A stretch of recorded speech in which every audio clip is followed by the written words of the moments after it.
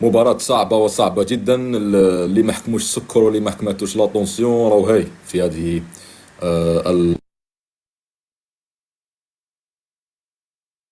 شفنا فيها منتخب جزائري لم يكن في المستوى المطلوب.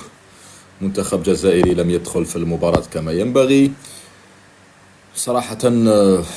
وش نقول لكم، أنا اليوم فرح لأنه الجزائر فازت، فرح لأنه اللاعبين في الشوط الثاني داروا اللي عليهم، بعض اللاعبين ومش كلهم، ولكن حزين لأنه الجزائر لم تفز ببيتكوفيتش. اليوم المنتخب الجزائري فاز بكرتين ثابتتين. المنتخب الجزائري خاوتي ببالاريتي الأولى محرز روترا عطى الكرة لبن بوعلي سجل، بالاريتي الدوزيام سجلنا والحمد لله ودينا 3 بوان.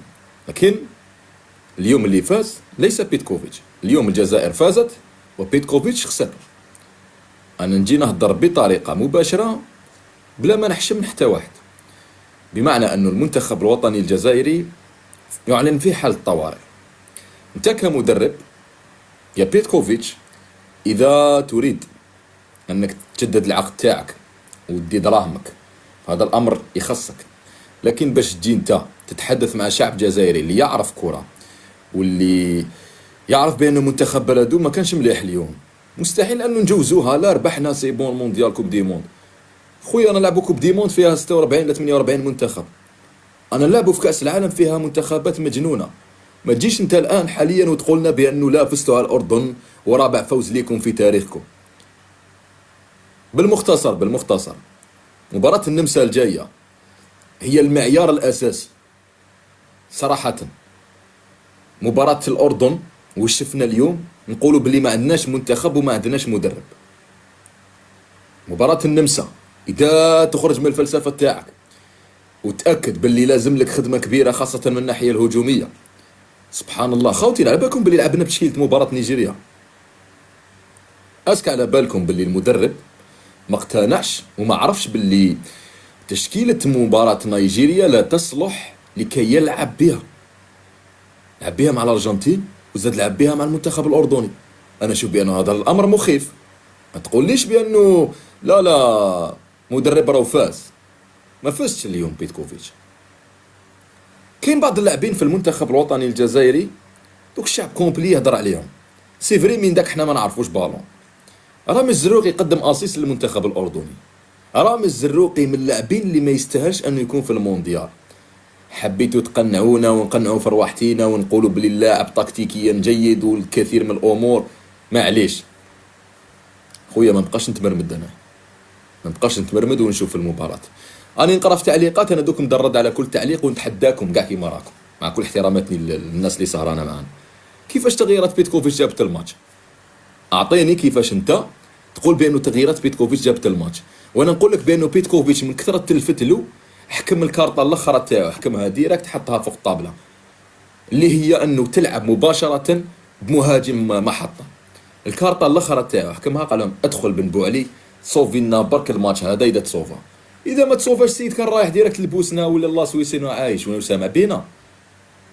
خوتي اذا كو فرحانين بالربحه هذه صدقوني ما انا شغل دوك يدي وانا فرحان لبلادي وي، بصح ماشي فرحان باش نغطي الفشل. اسمع اليوم في الدقيقه 60 وما قبل الدقيقه 60 كنت نتفرج ونقول يا ربي كيفاش حنديروا النير، يا ربي كيفاش حنولوا في الماتش، يا ربي كيفاش حنقابلوا الناس تبهديله. الناس حتشوفنا بأنه تحدثنا كثير وهدرنا كثير على منتخب وشفنا بأنه المدرب هذا دار التغييرات اللي لازمه بعد طب عاود ولا لنا الزيرو. لا ماشي هكذا، ماشي هكا كرة القدم. وكان واحد المبدأ دوك انا بيتكوفيتش انت تخاف لي ترانزيسيون تاع المنتخب الأردني تاع المنتخب طبعا الأرجنتيني، ما تهبلوناش ثاني. انت كي تخاف انك تضيع كورتك معناه انك تخاف باش تلعب تمريرات ما بين الخطوط. علاش المنتخب الوطني ما يلعبش طرق مباشرة؟ وراهم لي باس ما بين ليلين، وراهم هذوك لي باس تاع بون خلينا زروقي وبن طالب هذوك بليه تاع الصح، غير يدخل جوار طراوي خلينا نشوفوه. بصح علاش ما نلعبوش لي باس ما بين ليلين؟ علاش ما نبروفوكيوش الجو؟ شنو هذا الجو هذايا؟ اسكو عاطي لهم تعليمات خوتي، باسكو على بالك جوار تاع البالون ما يلحقش لهاد الدرجه. انت ما تلحقش لهاد الدرجه انك تبقى دائما حشمان وتلعب لي بال في الكوتي وما تبيرديش لابال تاعك. لا ما نبيرديش. ومن بعد خاوتي عيب انه الاردن تكتيكيا تغلق عليك، تبع ترميك اللالين ومن بعد تريكيبيري لابال. عباك واش كانوا يديروا لنا؟ يغلقوا علينا بعد راحوا اللالين ويدوا لابال، باسكو لالين تعتبر لاعب اضافي. هذه من الامور اللي تعلمناها من خونا احمد. ياك وكذا المدرب في مباراة النمسا الجاية راح يخرج من الافكار هذه التقليدية تاعو، وراح يقول لنا بالمختصر انا اونترينور نتعلم من الاخطاء. فايضا لوزيتش واعتذر مع عبد المؤمن جابوك باسكو مع الاول كان شايفو جوار مهبول. عيسى مندي خويا كارثة لانه ما يخرجش الكرة جيدا، ثقيل ثقيل ثقيل. ونزيد نكملكم بالغالي خوتي جوار تاع بالون. اسك اللاعب بالغالي جوار تاع بالون، باسكو عمرك جوار اللي يكون مسكين هكاك يديه هكاك طالقهم، لا ديان لا كوتي ديفونسيف. انا ما عجبنيش بالغاليه، اللي عجبو بالغالي اليوم يا خو كارثه تاني. اي ثنوري خويا لعبت بجرين طاسي فري، كنت انتيك بصح ما تقاردي لابال بزاف تدخل تاني. عباك يروح جوار بجوار. واش نقول لكم بالمختصر بن سبعيني بارك الله فيك، كرون ماتش تري بون ماتش. مازا تري بون ماتش. بوداوي ابعته خويا ابعته ديريكت للجزائر.